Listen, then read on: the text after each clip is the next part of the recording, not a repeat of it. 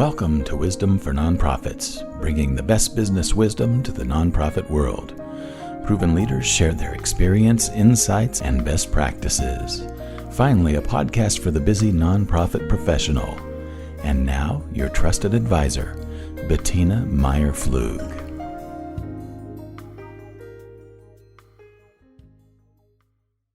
Hello, nonprofit fellows. We are here today to discuss an important topic: how to diversify your revenue with individual donors. Yes, individual donors.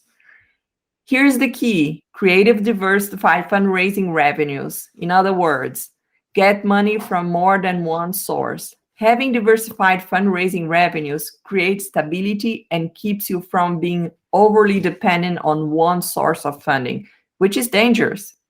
I have here with me today a special guest, Krista Berry Ortega. She's an innovative social sector strategist and an educator with more than 19 years of diverse professional experience with nonprofit organizations, from San Diego to New York City. Krista currently works as the program management West at Candid and delivers over 60 in-person and online trainings annually, customized trainings in Western region and across the United States. She also contributes to the learning strategy, curriculum design, and program evaluation efforts, serve as a subject matter expert. She's capable to teach leaders of the third sector how to fundraise and have strategies for individual giving. Her biggest passion is to make the world a better place. And that's why I think I relate so much with her. Welcome, Krista. Thank you so much for having me. Let's start by talking a little bit about Candid. Candid is a result of a recent merge of Foundation Center and GuideStar. Is that right? Yeah, that's it. We came together several years ago before I even started working at Candid, but I do have a lot of memories of both organizations and the Foundation Center libraries that a lot of folks might be aware of. So we've got a really exciting new mission and vision around helping nonprofits. Every year, millions of nonprofits spend trillions of dollars around the world. And Candid basically helps find out where that money comes from, where it goes, and most importantly, why it matters. So we do that through research, collaboration, speaking opportunities, and trainings just like this. And Candid's really focused on connecting people who want to change the world to the resources they need to do it. And I know that that's a lot of the folks that you work with as well. Oh, great. And then, so there was a little change on the mission and the values. Do you know what is the final mission and value that you guys have right now? Yeah, I mean, I really kind of recapped the mission with what we do. We have a lot of tools and resources, and every day we're adding more. We've got a pretty big team that does some amazing things. We do have some new values as a new organization. We've been around for about 2 or 3 years as a new organization, and our values are: we're inclusive, we're curious, we're driven, we're direct, and we're accessible. And that's a really fun set of core values that we get a chance to be a part of internally as an organization and through all of our work with all of the nonprofits and funders and folks like you that support all of the missions around the country and the world. Wow. And as I understood, Candid is a foundation director online where nonprofits can find grant opportunities, but I bet there is much more over there. Can you explain the amazing work that Candid does? Yes, there is much more. Foundation Directory Online is one of our amazing tools that we have, where you can go as a nonprofit and research where other funding opportunities, specifically grants from foundations, are, and you get to see the history of the funding opportunities.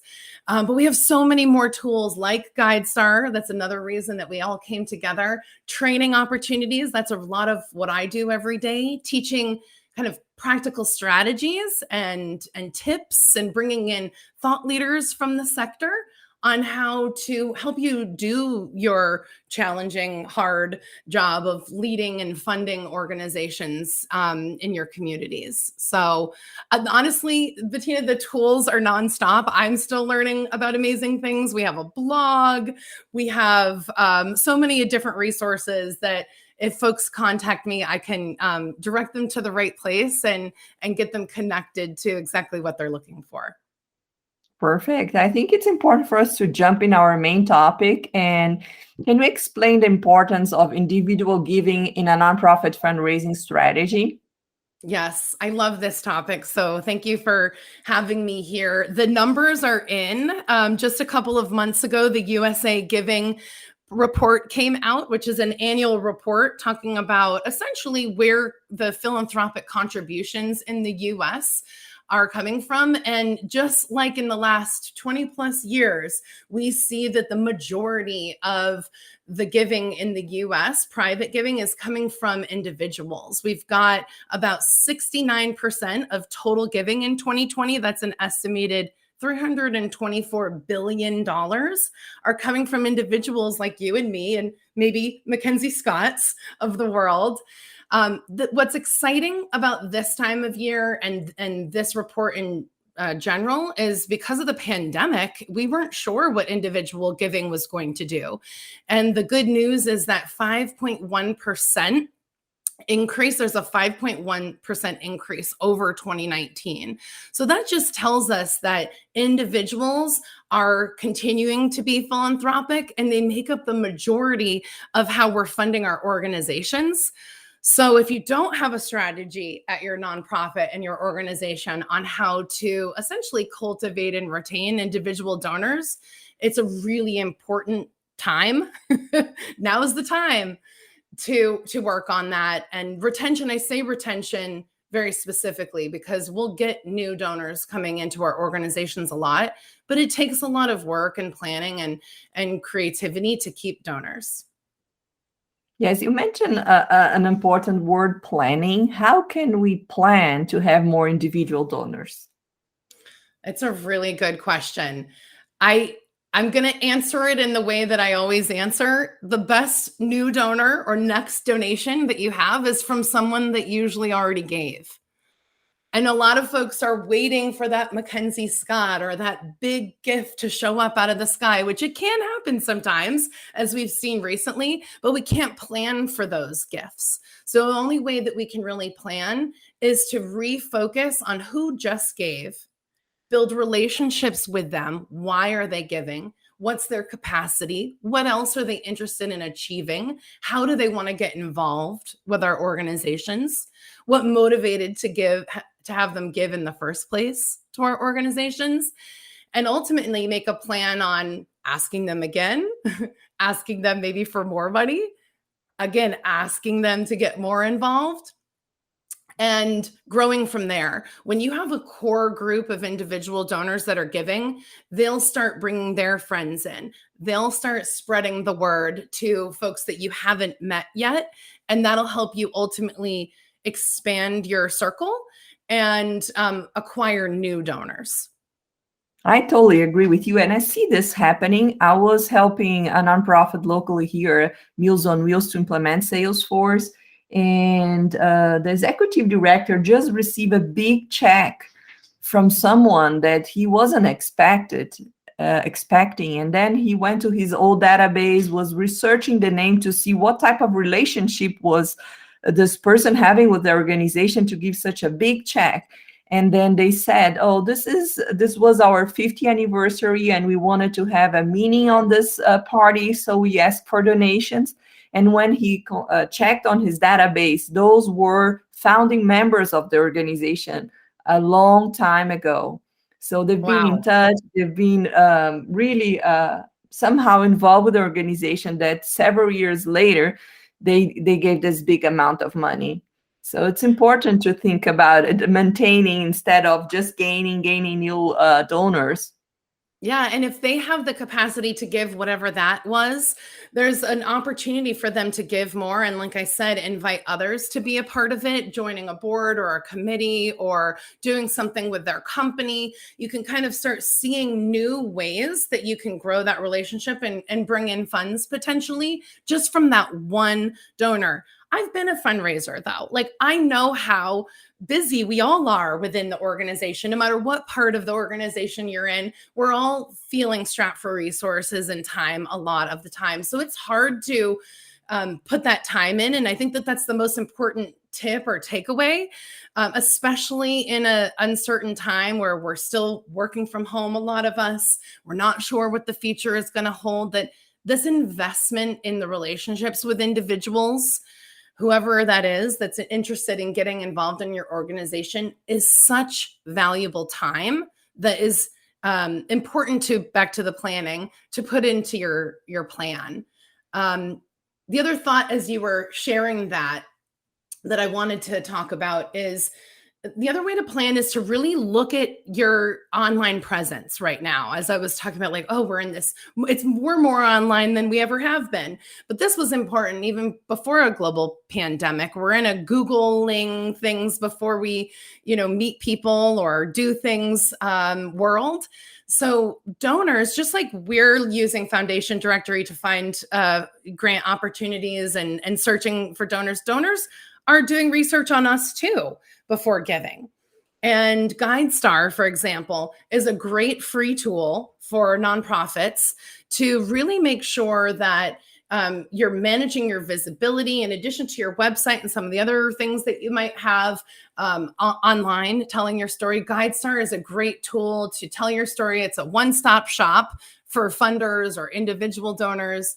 And it allows you to share information that kind of goes beyond the typical like 990 or financial statement that the IRS might have on you. It allows you to really talk about the impact, your leadership composition, and some of the exciting work that the organization's doing. So that's my other tip is, and as part of your plan, updating your GuideStar profile and really doing an assessment and making sure that your online presence is telling your best stories. So you might get a gift, not out of the sky, but you can continue to build that strong relationship and reputation with donors when they're also kind of checking you out online. You can feel confident.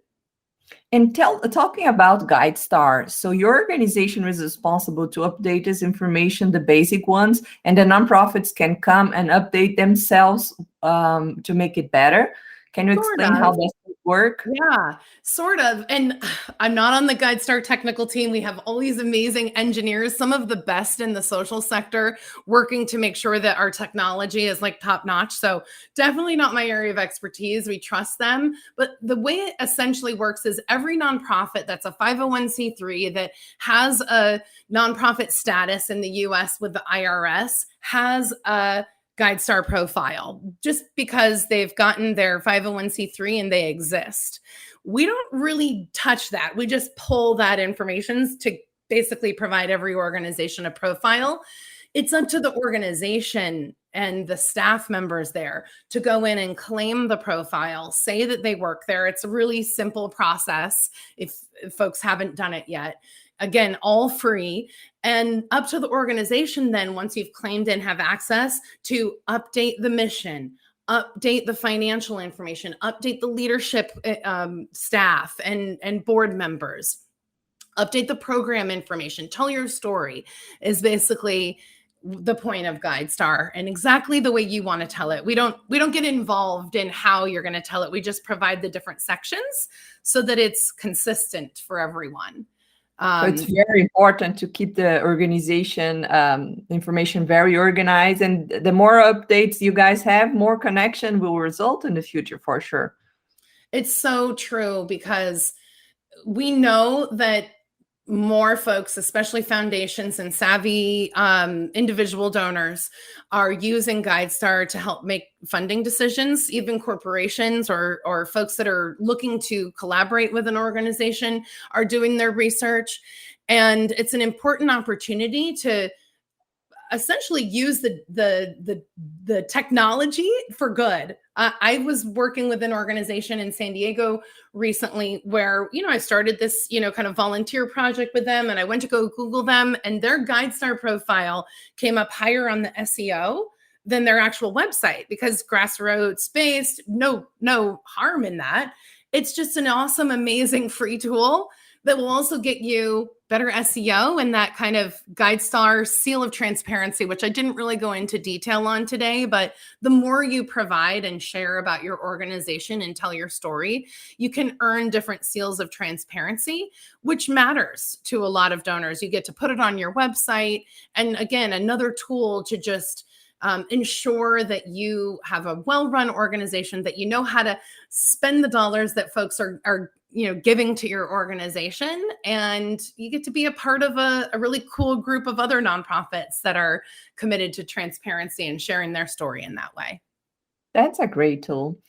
You were talking about social media presence, and one of the things that I think it's very valuable is tell stories. That's why we have a whole podcast about storytelling. But for example, recording videos from your volunteers, why they have this feeling they are making a difference by being part of your organization. Put those videos online on YouTube channel, them all the channels available, and put a nice description of what is this video about. This helps also a lot with SEO.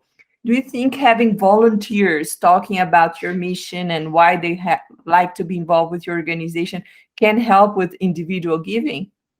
Yeah, I think that's a great idea. Really creative. Are you on a board? I'm you a board not? of a scout group. I'm a scout leader.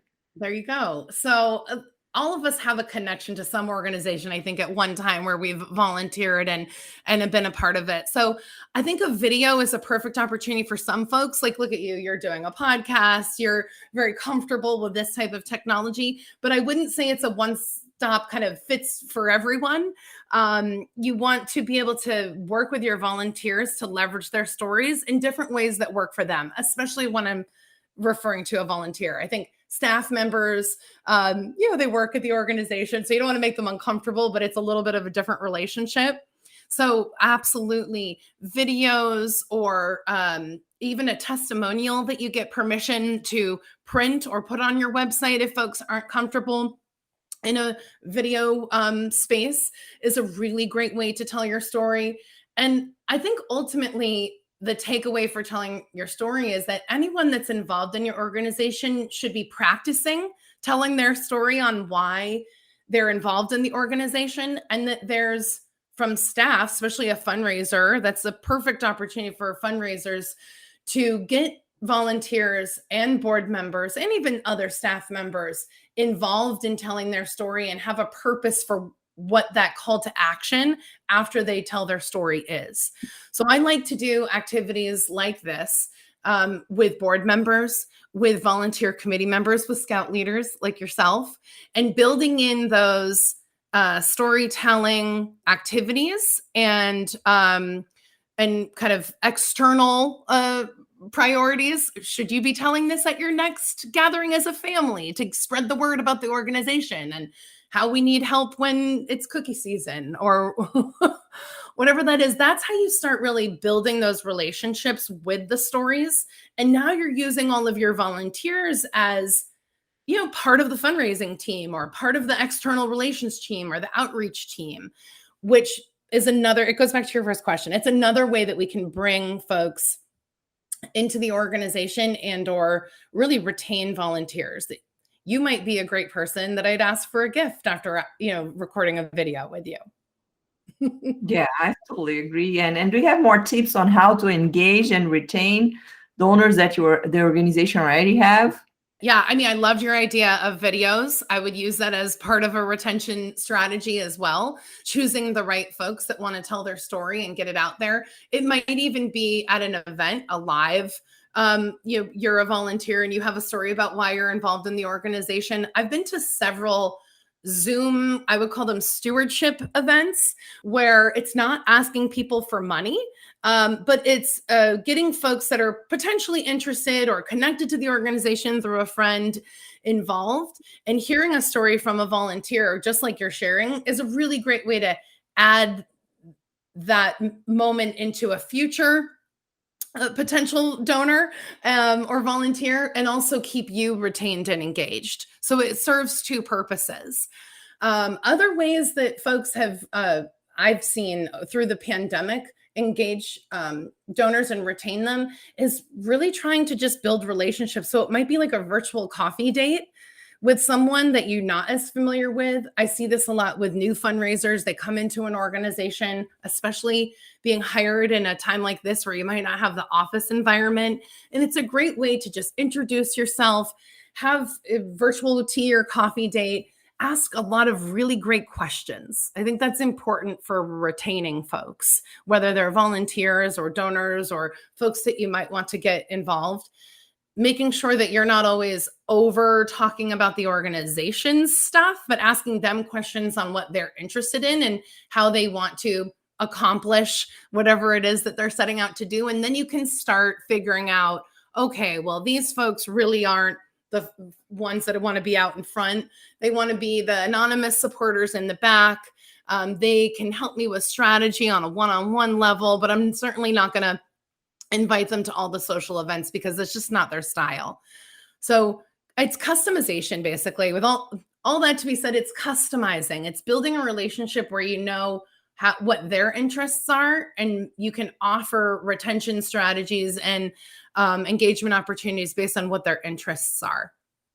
Yeah, I know that a lot of nonprofits, they offer tours in their organizations. For example, the Larimer Humane Society, Ark of Larimer, Matthew's House.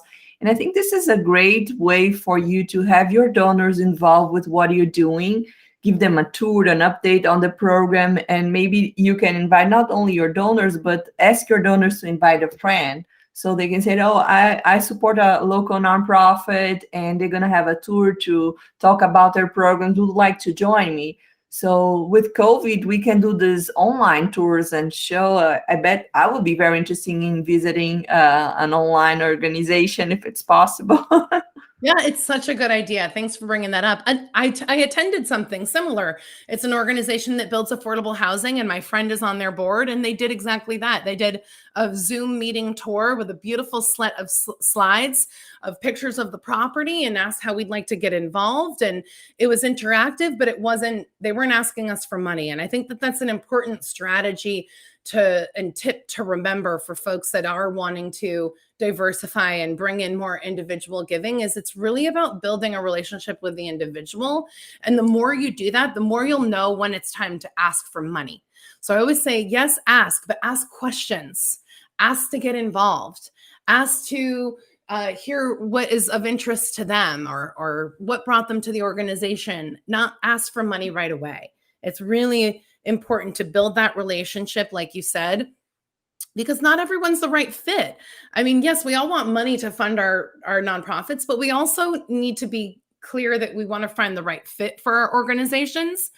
And frankly, the donors, especially individual donors, they're doing the same thing. They want to find the right fit for themselves and their family and how they want to make an investment in their community as well. So it's worth it to spend that time like you're talking about. Having these events that aren't always, quote unquote fundraising, but friend raising, to really make sure that, right? To make sure that you're using your resources and time wisely, and you're using theirs too. Yes, I love what you said, friend raising. There is an amazing book from Steve Chandler. I don't know if you heard, it's called Relationship, Revolutionary Fundraising Strategies. Ooh. I love this book because it really teaches you how to change your perspective and establish a real relationship with your donor, like giving first instead of asking. Give them information, give them reports, giving them stories, giving them support and being there for them. And whenever they're ready, they're going to give back.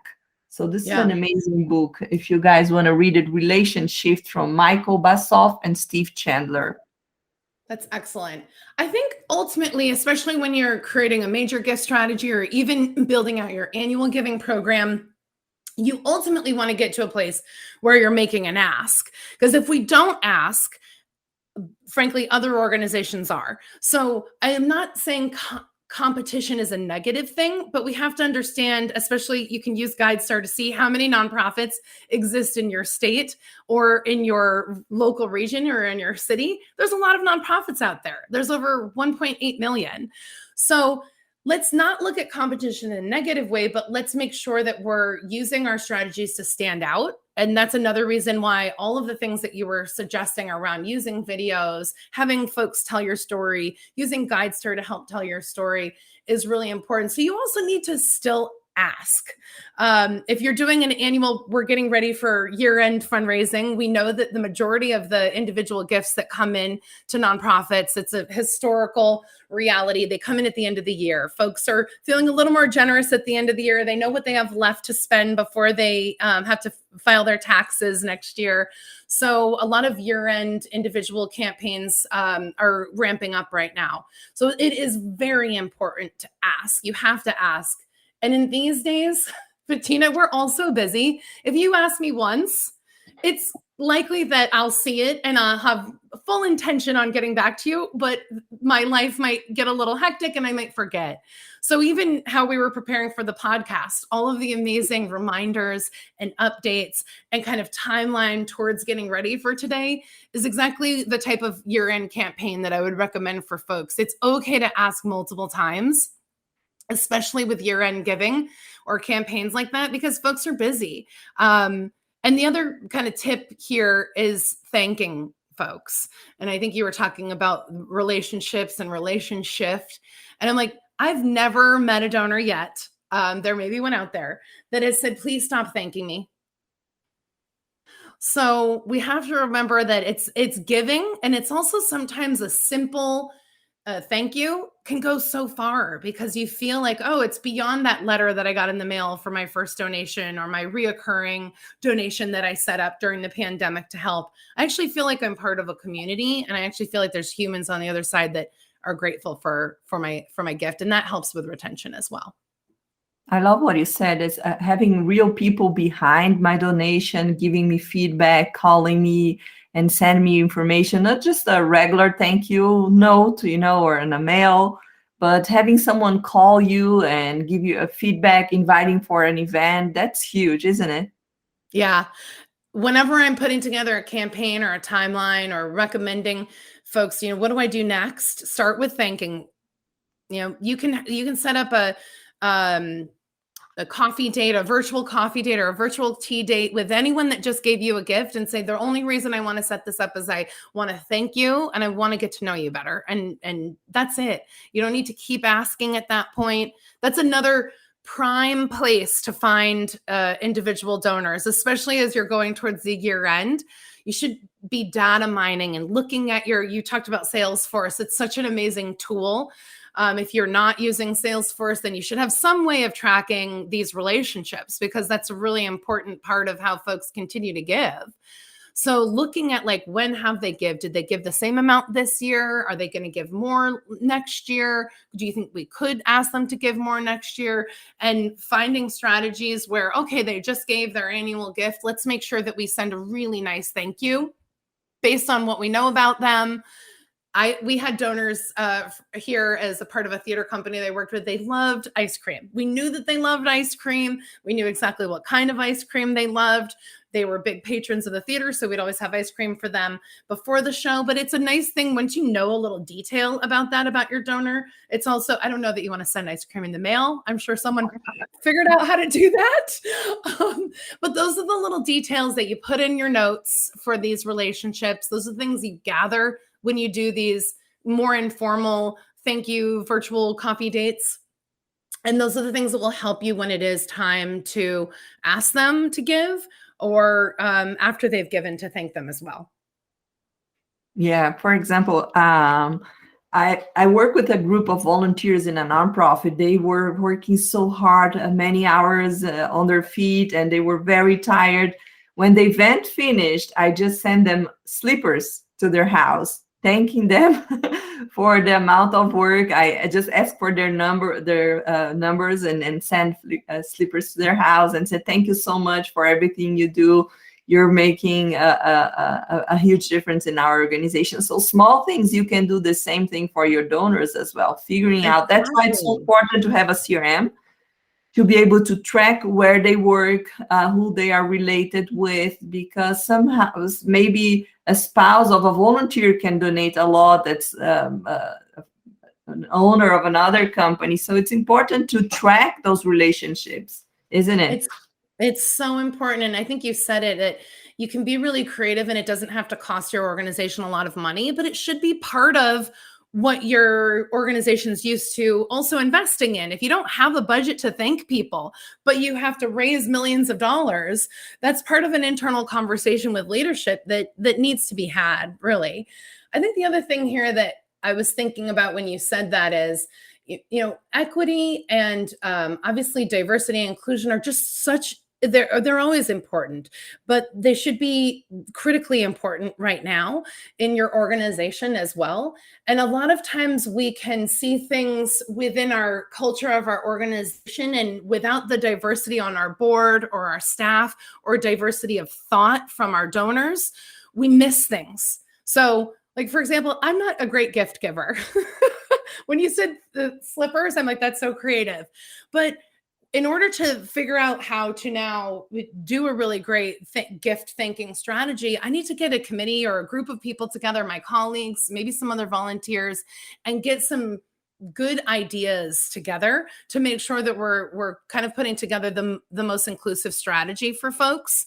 So it's a team effort. You can't really do it alone as a fundraiser and building these relationships. I think it's important for organizations, especially leaders that have the ability to hire, to really be thinking about diversity and equity in every hire that you make, in every new board member that you're bringing onto the organization, and in every donor relationship that you're stewarding. That are these folks that are fitting in with our values and that are going to help make our organization more rich. And that then translates to making sure that your donor base is as diverse and representative as the constituents that you serve as well. Yeah, that's a great idea. And is there a specific time that's better to ask for individual donors due to tax return? Do you have any information on that field? Yeah, the year-end campaigns right at the end of the fiscal year or the calendar year is typically when the most donations come in from folks. It's just a time where, folks have spent the majority of their money through the year. They've taken their vacations, and that's where, families can kind of look and see, do we have any extra that we can give at the end of the year? So we always, I would say, there's some organizations don't fit into this, but we see a spike in giving at the end of the year. So this is the time, if you don't have a year-end strategy, I highly recommend every organization have it. Giving Tuesday is a campaign that has grown over the years and continues to grow this year. That comes up, it kind of kicks off the year-end giving season around November. So still plenty of time when folks get this to make sure that there are some strategies in place to just remind folks that they can give at this time. And I think I answered your question. Was there another part of the question that I might have forgotten? I got into Giving Tuesday. Yes, I was thinking on some ideas. For example, your donors, they need ideas on how to better contribute to your organization. Sometimes they are not creative, and you can give them ideas. As the story I was telling you, the couple who made their anniversary, and if you know the birthday of your donor, maybe you can say, your birthday is coming, here are some ideas on how can you fundraise for us during your birthday. Send some videos, ideas. There is a guy who owns a foundation that the mission is to bring water all around the world for communities. And he was a big party guy in New York, and he started this thing of doing parties, birthday parties, and asking, instead of money, asking for donations. And this got huge in New York. And it's an idea that you can give to your donors. Or, for example, you can, when it's end of the season, end of summer, everybody's putting their boats away. They're going to spend a lot of money to storage. You can donate your boat. let's sell your boat, you know? Yeah. Yeah. If you're planning to buy a new one. So give ideas to your donors on how they can collaborate. Yeah, I think you're spot on. In addition to knowing that between around November to December is when we see the majority of donations coming in, and just making sure that your donors know that that's a good time. I was going to say, thanks for reminding me too, that it's a great time to have another kind of matching opportunity. Donors like to know that their donations are having the most impact. So it's a great strategy at any time, whether it's year end or any time in the year, to have a large gift that matches it. So for every $100 that I give to the organization, it's matched by another donor. So my $100 raises $200 for the organization. It's a nice way to kind of get people excited if you do have a timeline that you want to fulfill. And it brings in more money and gets people excited about that kind of goal as well. But I think you're right. Ultimately, you should have some giving policies. So if you're not ready to accept a boat donation, then just have that in your policies. But if you are, great.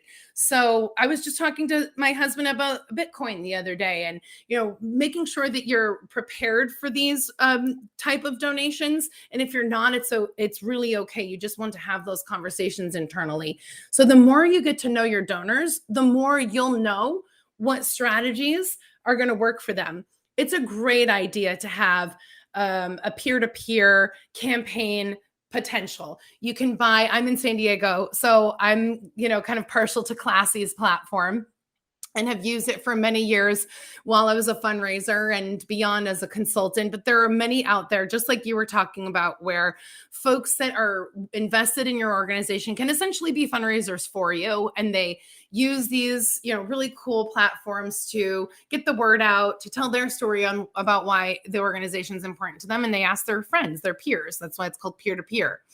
So yet it doesn't happen on its own. It's not a, ice bucket challenge that went viral overnight scenario. Just because you build it doesn't mean you're going to raise tons of money. So it also needs the plan and the strategy with the staff that work at the organization or volunteers to really push it out, to make sure that you can find folks like that party guy in New York that will actually go and raise that money and has friends to do that. It needs a really good toolkit where there's a lot of resources and tools out there, but it's a campaign in itself to remind people to fundraise, to remind them to send out emails, to give them sample emails. So an amazing strategy. I just like to let folks know that, you have to invest in the work to raise that money too. And that's the beautiful career of being a fundraiser, is you get to do all of these, exciting activities and really be a liaison or a project manager in your organization to help all of these different types of donors and initiatives come through. I agree with you. We just recorded a podcast talking about the story of Dan Pallotta, how he innovates fundraising. If you guys have a chance, please take a look on this one. And another word that you said that's very important is planning. So if you work in the fundraising strategy of an organization, plan is the key thing. You have to be ready. For example, Colorado Gives Day this year, it's going to be December 7th. But the enrollment time for your organization to have everything ready probably is a few months before. You have to plan to be there. Plan in advance to take advantage of those matching gifts. For example, Colorado Givens Day has First Bank matching all the donations. So if you miss the date, you're gonna miss to double your fundraising.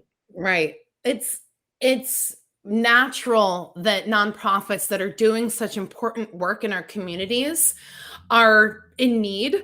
We all know that, and that could use more money today. Frankly, some of us individuals in the world could use more money today, right? But that's not how it works. And so you're right. We need to at least be planning. We should have an annual plan. Hopefully you have, your organization's leadership has a long-term plan. But within fundraising, you need to know that, from now till the rest of the year, I know what I'm doing and I have a strategy on how I'm going to raise that money. Versus I'm going to do a few things and I'm going to hope that I raise that $1 million for my organization. It's just not likely that that's going to come together. It takes a lot of work, and a detailed, we would call it like a fund development plan or a fundraising plan or a development plan.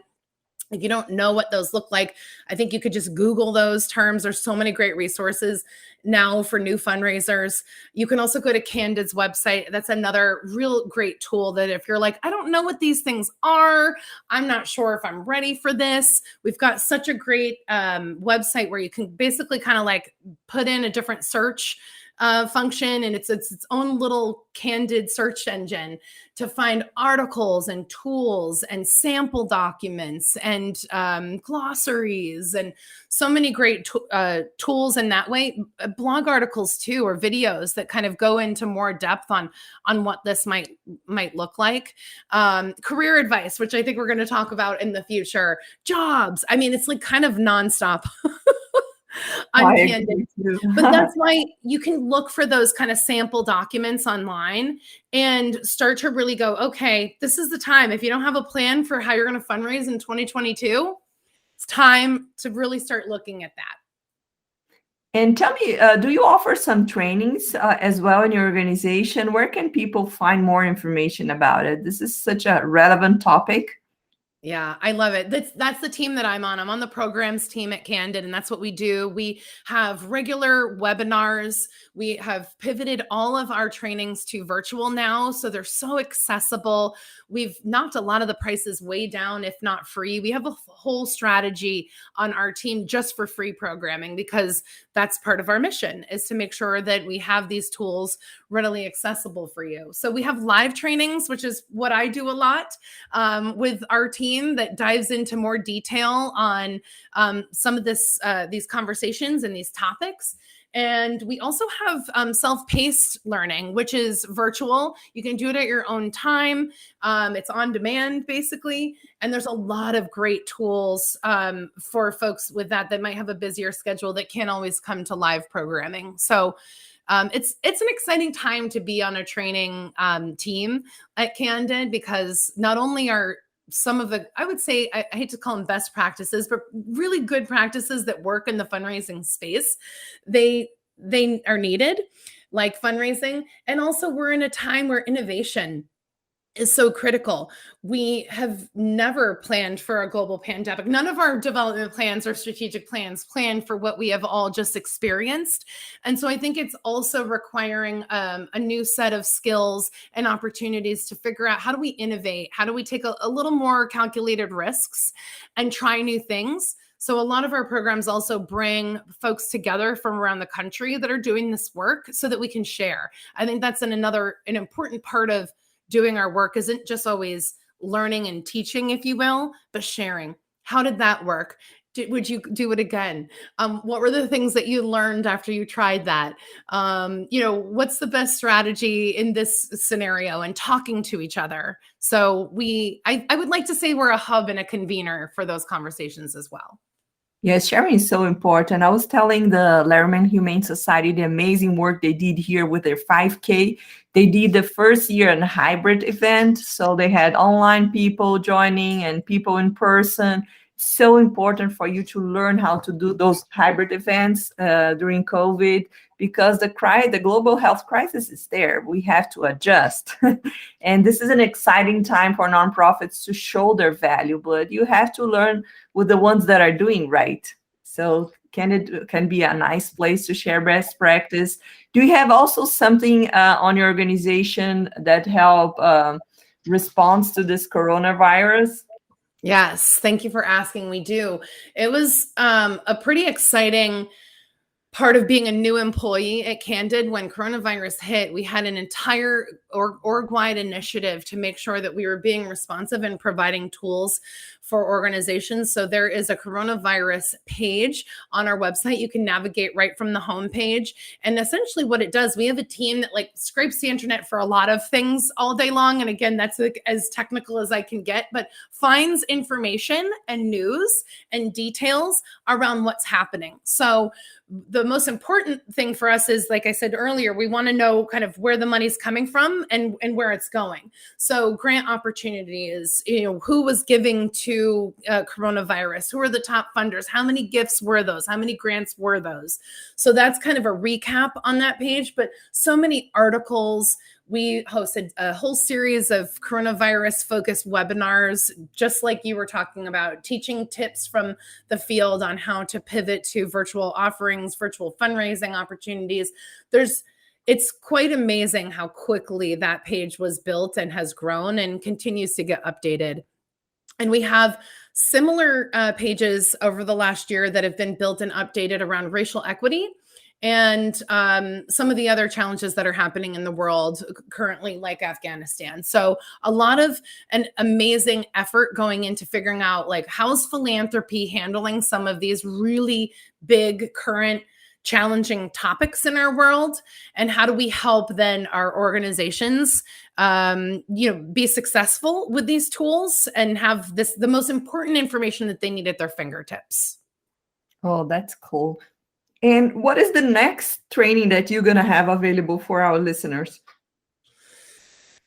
That's such a good question, Bettina. I do trainings on a regular basis. So I think probably the next one that I'm part of is we have a leadership circle for executive directors, where it's a really neat program where we bring executive directors. It's a cohort learning experience. It's very peer-led. So a lot of what we do is facilitation. We might even bring in some guest speakers. And it's a 5-session cohort where folks come in, they get to share their experiences being an executive director and gain other leadership strategies and advice from their peers.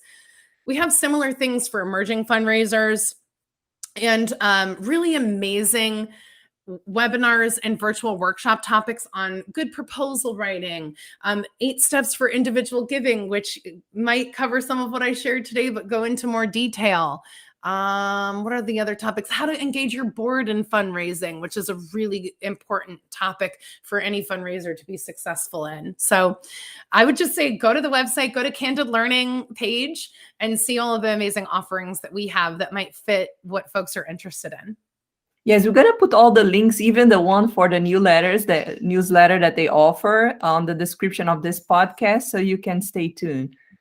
And thank you so much for being here with us, Chris. It was amazing. And we know that we need amazing, passionate people in this third sector. So stay tuned. Our next episode will be, we will probably covering an important topic, career development in the nonprofit world. Okay, hope to see you soon. Thank you, Krista. Thank you.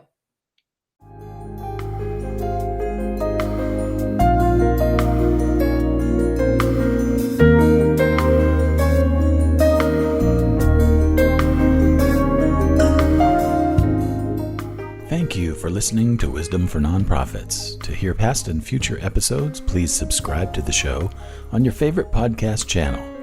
We appreciate your reviews and suggestions for future show topics. If you have a question or a suggestion, please write to us at podcast@wity.tech. More resources are available for you at our website, wity.tech. And please join us in the Wisdom for Nonprofits group on LinkedIn.